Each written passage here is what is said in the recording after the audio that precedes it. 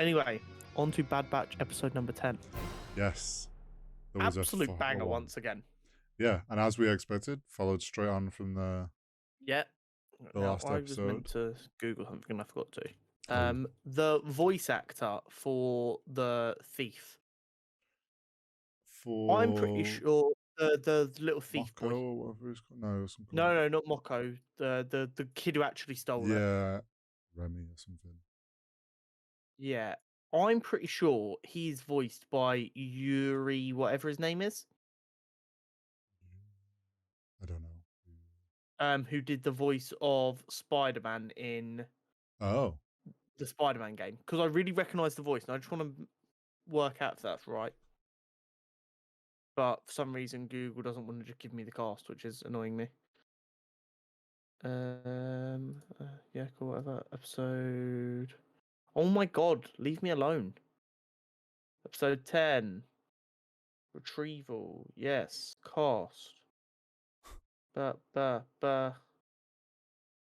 Yuri Lowenthal. I fucking knew I recognised his Benny. voice. Thank you. Yeah.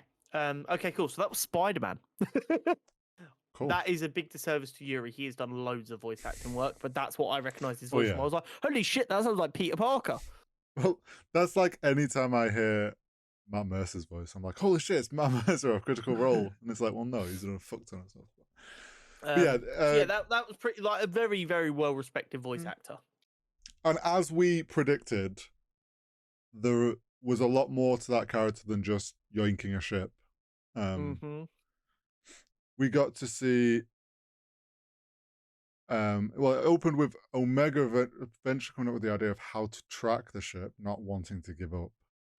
Yeah. And once again, showing that she's kind of the best parts of all of them. Once again, she's smarter than Tech by going, what if we track, I forget the name of the droid, Gunky? Gungy? The Gonk, thank you. Oh, yeah, it's a Gonk droid, for fuck's sake. What if we track Gonk? And he's like, that's ingenious. And it's like, yes, she's smarter than you, she's stronger than you, she's better than you, blah, blah, blah. It's that thing where Tech is smart enough to do that. It's just Tech is still soldier. But because she has the focus of I want my home back. Yeah, and things like that. She's finding ways to achieve her goal, whereas like Tech is just like, well, that's lost, on to the next mission. Yeah, exactly. So yeah, they track it down, realize, oh shit, it's still on the planet. Which is what I think we both kind of predicted something might like that happen. Yeah. We thought they'd find the ship. Yeah, and it's really nice that Star Wars aren't doing political stories and they're just having fun adventures with no underlying moral and political comments at all. Definitely not ever making it political in Star Wars. That what was his name? Moko. Definitely not a caricature of capitalism as a construct. No, not at all. So yeah, they fucking repair some junk ass speeder, which was funny to see them all like holding on for dear life. How do we make it work? Yeah. They find this mining town, settlement, whatever you want to call it. It's not even really a town. Yeah. After we've seen Benny take the ship back, and it's this whole process of like he works for someone. It's kind of like there's a top earner, and whoever's the top earner gets food, and then everyone else has to share a ration.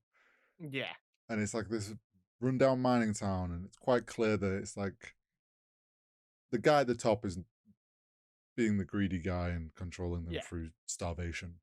Exactly. And you also like you get to see that pretty clearly as well when he's eating like a pig and just eating it all up, hoovering it up, and they're like, it's time, and he's like, they can wait, and it's he might be the quickest I've ever disliked a character.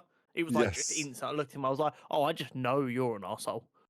Well, it's like even when the ship arrived, and it's like he drinks pretty much a whole bottle of water, and then he lets him have like a little bit.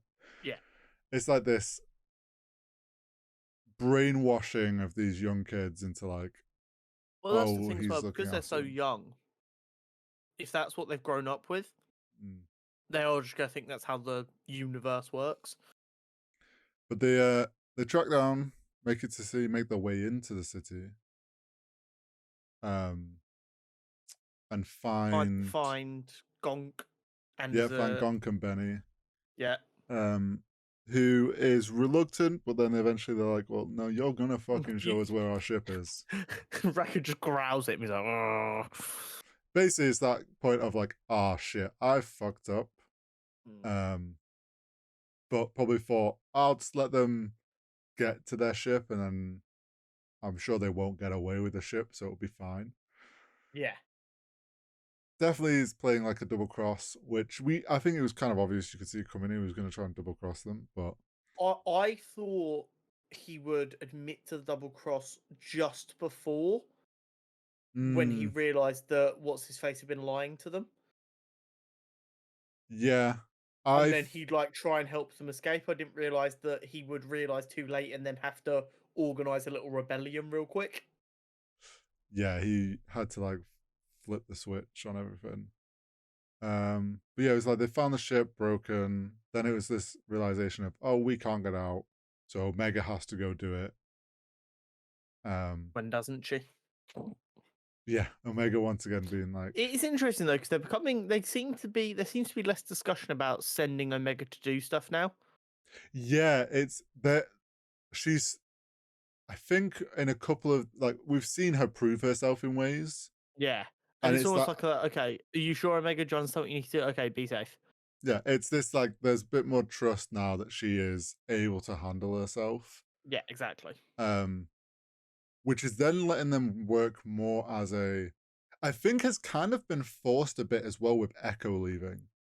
Like Yeah, they have no choice I but think to that was have the to final nail in the coffin, so yeah, to it's like speak. that's that thing that's pushed it to be like, okay, we have to trust Omega to be able to do this. She can do it. She's one of us in a like And also, she came up with the entire idea of how to fucking find the ship in the first place. exactly. So I thought it was funny when they're there just hanging out the bottom of the ship trying to repair it, and the guys walk down. They're like, "Hey, who the fuck are you?" And they're like, "What? This is our ship." Like, I'm it's stupid humor, but I'm really a fan of when they just say a generic name like it's going to mean anything. It's like, oh, I'm Ted. And just yeah, like, I don't know why I'm a fan of that kind of stupid comedy. And like, if Wrecker would have just stood there and gone, I'm Ted. And then just been like, oh, okay, cool. it's that fact that like it just was funny that uh Hunter noticed that I was like, "Oh shit, someone's coming," but the other two just not a care in the world, didn't even try to hide, even though they're meant to be being careful. They were just kind of like hung out of the ship, and they're like, "Oh, there's people here." Oh shit. Well, hello there. Um, and then yeah, we get the whole like Omega gets double crossed by Remy, who presses the alert button, but then realizes, Yeah, oh shit, Omega is actually a. They are nice people. Nice people exist. yeah.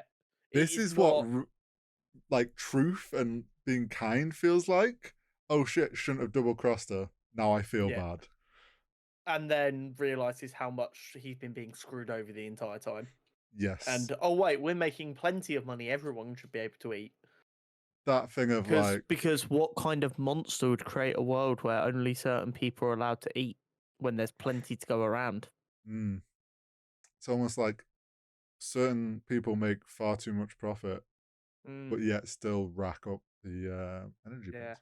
points. Too real. We're getting too Interesting, real. that isn't it? Uh, but then we get like a But cool little standoff.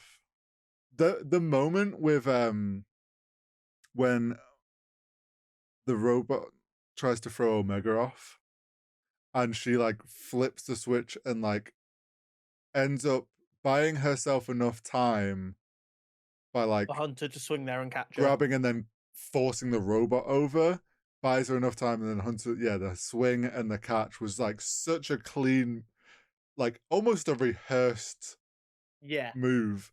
she was very calm and composed, and you can tell she's got that clone trooper DNA.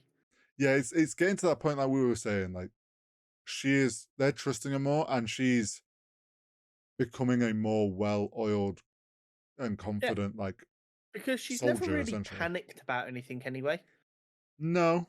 She always stayed calm. She just also knows what to do now as well. Yes. And if you can stay calm and know what to do, 9 times out of 10 you'll be fine. And like she's just executing. Yeah, exactly. Um, and then yeah, there's the whole reveal of, oh shit, he's been, which when the the top earner guy who clearly had some deal to always get top earner, It like he, felt like that, but maybe he didn't. nah, Maybe he was just really good. I think he was like the favorite, and he always got it. But at the same time, like he was still being screwed over. Like I think he just had some sort of thing where he was always getting it. But then it's like him being the one to go, hang on a second. Even though I'm top earner, this is all I'm getting, and you're keeping all this. Oh well, fuck you. Let's flip the switch here. That felt a bit too real as well, didn't it? um, and then yeah, they get their shit back. They get out, and then Remy. I was kind of expecting them to invite him with them. So was I, but then I also do get that idea of like, well, we've got rid of the guy that was being greedy. We're all gonna make a fuck ton of money now off Yeah, Ipsum. we're all going to be able to just live here and be in peace with each I other. think And they are going to. He's gonna be useful down the line. They he made a made a big big point of going, if you ever need a thief, I owe you one. There's a heist at the end of yes. this show. There's like an IOU like ally bringing Remy back, 100%. definitely. Um, But it was and a good episode. I enjoyed that it was a microcosm of the Empire and the Rebellion. Yes. I'm not sure how I felt about the fact that they had to like explicitly say that, like Omega going, well, this is just like the Empire. Like, I get it. You want people to draw that comparison, but normally shows are pretty good at making you think that way without having to say it explicitly. Yeah, I get what you mean. I did like though that it was kind of her telling Tech, being like, look, we don't have to fight the Empire. Like it kind of Echo was wanting to do. It's like there's this idea of like we can still fight the Empire by helping these smaller issues. Yeah. We fight all the mini people acting like the Empire. What we're going to leave are the people who would fight the Empire for us. And I did like that Tech mentioned that there are other people out there doing that already. Yeah. Which kind of makes me think about the Rebels and all the different small little like pockets. Rex is obviously doing something. That idea that there's all these insurgents that are what then came together to form the rebellion. But overall, great episode. I liked having it being a follow-on. Yes. And I do think we're gonna instead of just a two-parter or a one and go. Yeah, I do, and then no big time jump. I do think we're gonna start having a bit more of a. We might have a bit of a time jump again, but I do think we're gonna get a closer storyline of events now in the second half. Oh, I think that'd be good. But I think but you're overall, right. very solid episode. Yeah, very solid episode, and definitely going to be some lead up to a heist or something at the end. I think you're right.